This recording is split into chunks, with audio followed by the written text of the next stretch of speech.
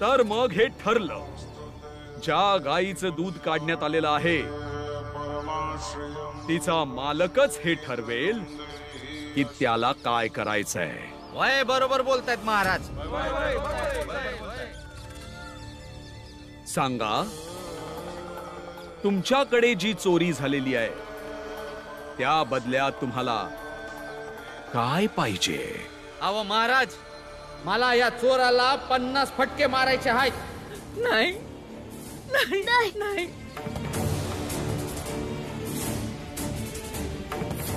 तेव्हा माझ्या मनाला शांती मिळेल. हा चुकीचा निर्णय आहे महाराज, एकदम चुकीचा आहे. मी असं नाही होऊ देणार. हे अमानवी आहे महाराज.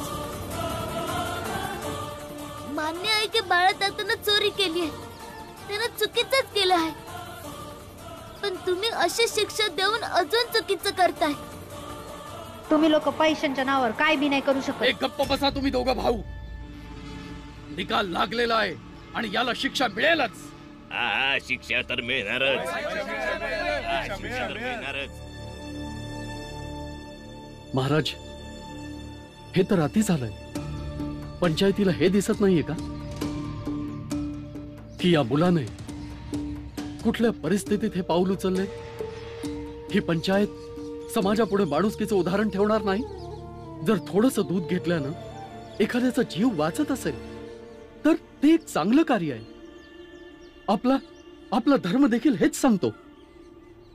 नक्कीच यावर सुद्धा चर्चा होईल, पण सध्या इथे चोरीचा गुन्हा झालाय, तर आता त्यावर विचार करूया. आणि तसही आंबेडकर, तुम्ही प्रत्येक मुद्द्यावर वाद घालून मुद्द्याची गंभीरता कमी करता. म्हणून सगळ्यात आधी या पंचायतच्या न्यायाचं पालन केलं जाईल. तेव्हा आता समाजाचा हा निकाल पूर्णत्वाला न्या.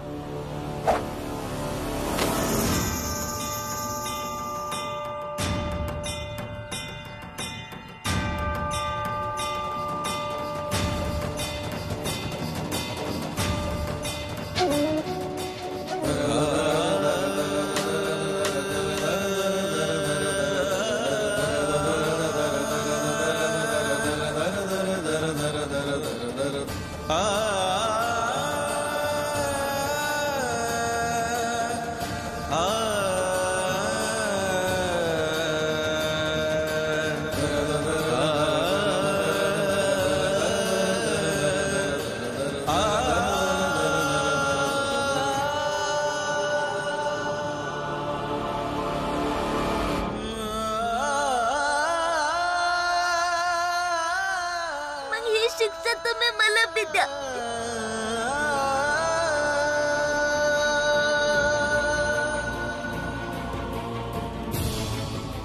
मला बी शिक्षा द्या.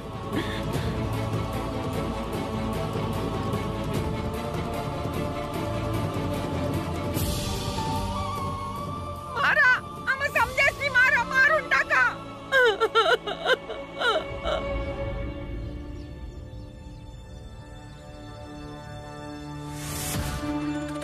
आता जशी यांची इच्छा, कोडे मारा.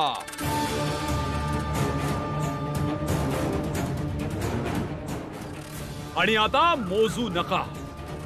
आणि इतके कोडे मारा की प्रत्येकाच्या वाट्याला 50-50 कोडे आले पाहिजेत. आज घ्या मारून तुम्ही यांना कोडे, पण हा समाजाचा पराजय आहे. स्त्रिया आणि मुलांना कोडे मारणाऱ्याला देव कधीही माफ करणार नाही. शिक्षा ही शिक्षा असते आंबेडकर.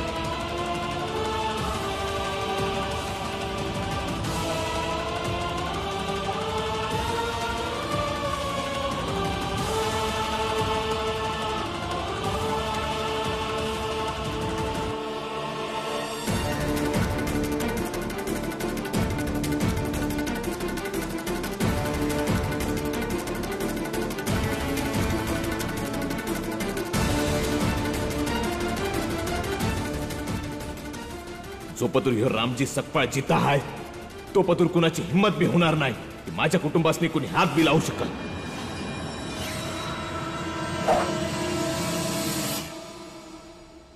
बाबा बाबा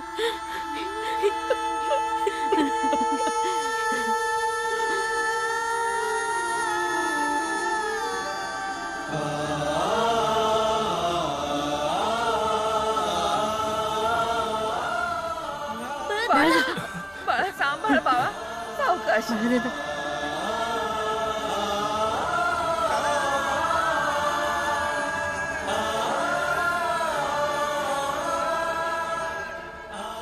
बाळा, बाळा कसा आहेस तू?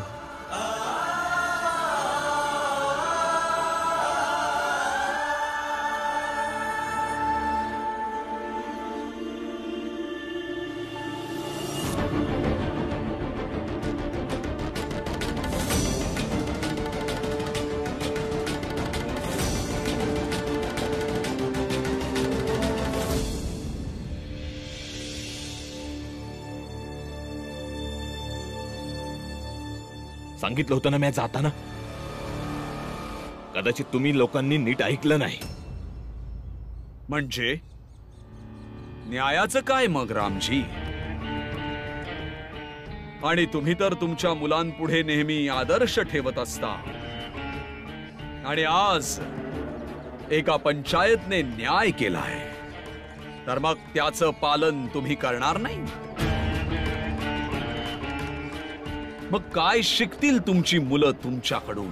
आणि हो रामजी, एका अर्थाने बरंच झालं तू इथे आलास.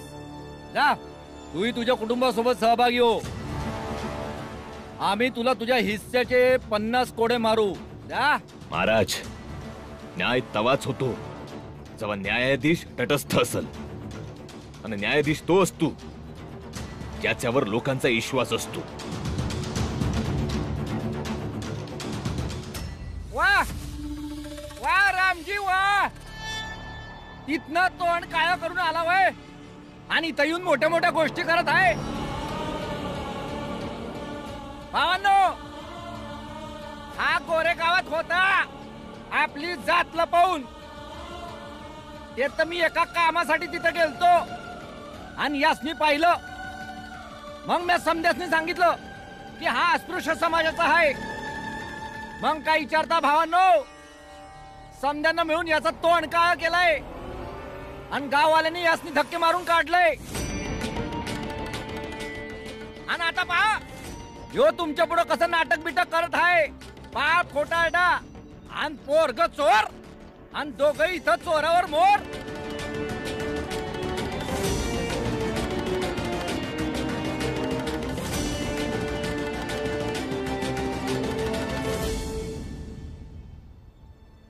बिंबाळ, इकडे. बिंबाळ, मला समद प्रकरण सांग. नक्की काय झालं होतं? या न्यायासाठी पंचायत का लावली? बाबा, आमच्याकडे पैक नव्हते काय बी विकत घेण्यासाठी.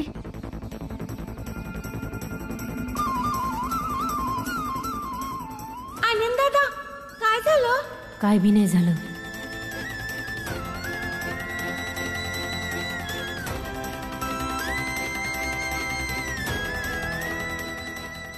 स्वयंपाकघरात काय हाय? थोडीशी बटाटी आणि मिरची हाय. आपण बटाट्याचं भरीत करूया, तिखट करूया. आणि जेव्हा तिखट लागल तेव्हा पाणी पिऊ, मग पाण्यानंच पोट भरल.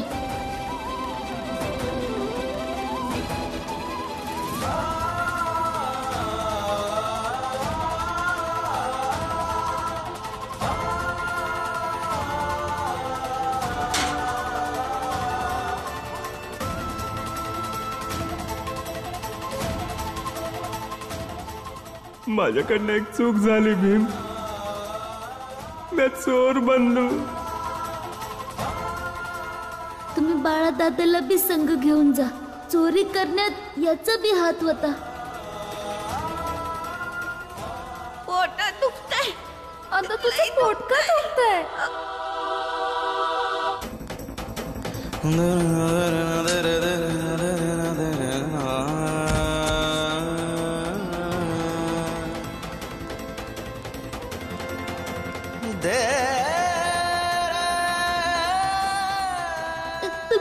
थोडस दूध द्या ना, माझ्या बहिणीला दुधात औषध मिसळून द्यायचं आहे. बोललो ना जा.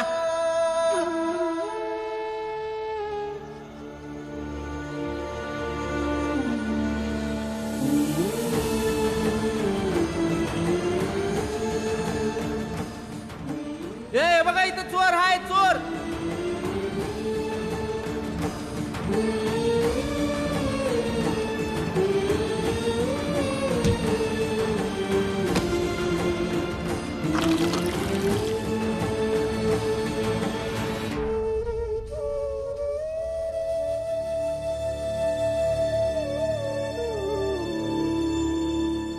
हे आता तुमचं रडणं वगैरे नंतर करा रामजी.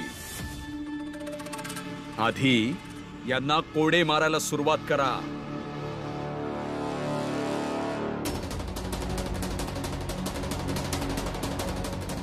तुझी एवढी हिंमत की तू आम्हाला शिवशील का रे? तो स्पृश्य समाजाचा माणूस आहे, त्याला स्पर्श करून तू धर्माचा नाश केलायस. करून घ्या तुम्ही शुद्धीकरण. पण आज न्याय होणार आणि तो पूर्ण न्याय होणार. आणि याला कोणी अधिकार दिला की एका हतबल पोराचा अशा क्रूरतेनं शोषण करल? त्याला आपल्या बैलासारखं नांगराला चुपलं जाईल. याला किती फटके मारणार महाराज?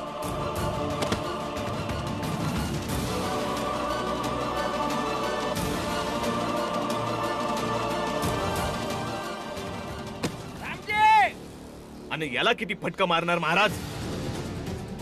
यासनी तर काही कामधंदा आहे तर नाही, फक्त आमच्या घरापुढे येऊन स्पृश्य जातीचा असल्याचा रुबाब दाखवतो. त्यामुळे न्याय होणार आणि पूर्ण न्याय होणार.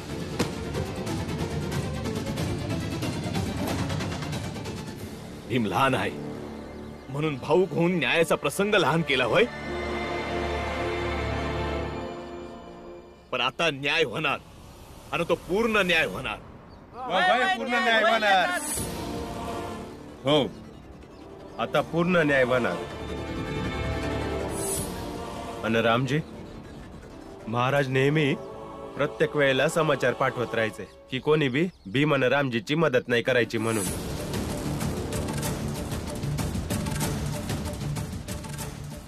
या हिशोबानं तर तुम्ही बी गुन्हेगार झालात महाराज. आता तुम्ही तुमच्या बाबतीत पण ठरवून घ्या की तुमच्या नावावर किती फटके येणार आहेत ते.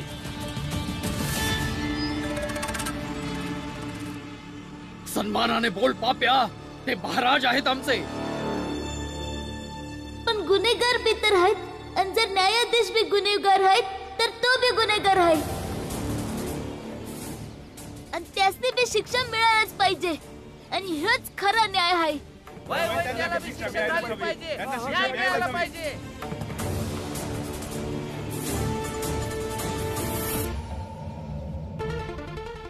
आता महाराज समध्यांची शिक्षा ठरवणार. बोला महाराज. होय महाराज, बोला. आणि बना समजांसाठी एक उदाहरण. तुमची महानता अजून वाढल.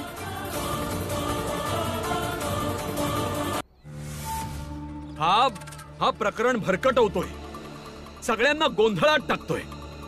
बरोबर आहे. जर गोंधळ झालाय तर जाऊया सरकारी कायद्याच्या दरबारात. कायदा कोणाच्या एकाच्या हातात नसायला पाहिजे, नाहीतर तो व्यक्ती आपल्या वैयक्तिक फायद्यासाठी वापरायला लागतो. आता तर महाराज बी या दृष्टिकोनातून गुन्हेगार आहेत, जसा दृष्टिकोनातून बाळा पण गुन्हेगार होता. म्हणून काय, आमच्या धर्माच्या बाबतीत, आमच्या सामाजिक व्यवस्थांच्या बाबतीत तुमचा कायदा काय कामाचा आहे? आमचा धर्मच पूरक आहे न्याय करण्यासाठी. नाही महाराज, समाजाच्या विसंगतीला आणि त्यातून निर्माण झालेल्या विवादासनी कायदा ठीक करल हेच बरोबर आहे. नाहीतर धर्म आणि जातीच्या नावावर हे समाज आमच्या सारख्या लोकांवर लय मोठा अन्याय करतो. धर्म आणि कायदा एकत्र करू नका. धर्म हा कायद्याने कधीच नियंत्रित करता येणार नाही. धर्म आणि कायद्याची लढाई लय मोठी आहे. तुम्ही त्यासनी असं पंचायत मध्ये बसून निर्णय नाही देऊ शकत. पण एवढं ध्यानात ठेवा, समध्यांच्या फायद्यासाठी कायद्याला धर्माच्या वर जागा दिली पाहिजे. नाहीतर सामाजिक संघर्षाच्या व्यतिरिक्त काय बी नाही मिळणार. बरोबर बोललेत रामजी.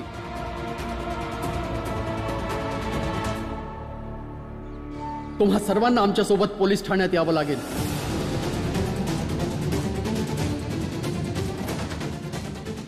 आता जो निकाल लागेल तो कायद्याने होईल.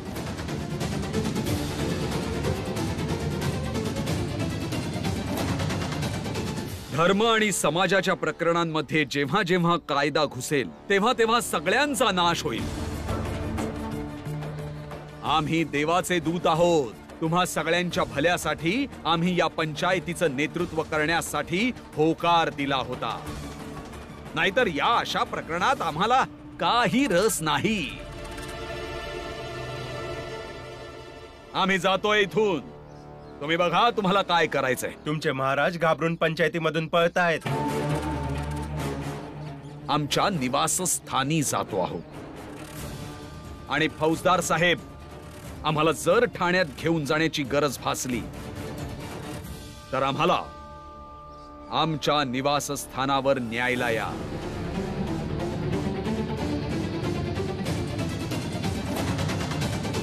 तुम्ही लोकांना पाहिलं ना किंवा रामजी आणि हा भीमराव हे कायद्याच्या एवढ्या मोठ्या मोठ्या बडाय मारत्यात. जेव्हा सौतावर आलं तेव्हा बोलण्यात फसवत आहे. आणि ह्यो रामजी रिटायर्ड सुभेदार आहे ना, म्हणून यासनी पोलिसाची मदत लय सहजतेने मिळती. पर आमासनी जवाबी संधी मिळेल. आम्ही या लोकांनी सोडणार नाही. सोडणार नाही काय म्हणतोस तू? हा, चला, जे जे आरोपी आहेत त्या सगळ्यांना बरोबर शिक्षा मिळेल. अरे फौजदार साहेब, आमासनी ठाऊक आहे तुम्ही काय शिक्षा देणार ती. चला भावांनो, आपापल्या घरी जाऊया. आज तर फौजदार साहेब आले, पण प्रत्येक वेळी येणार नाही. त्यांच्यापासून जरा सावध राहण्याची गरज आहे. चला.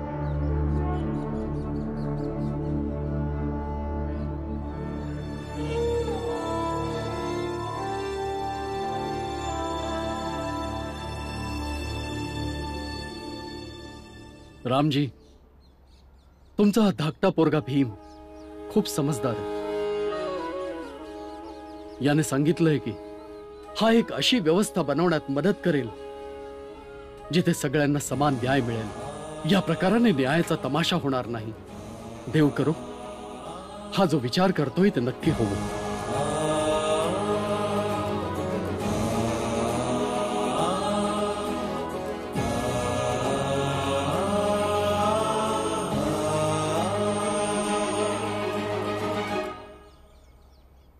धन्यवाद गुरुजी.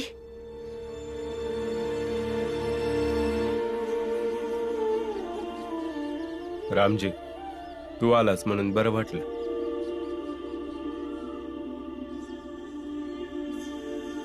बाबा,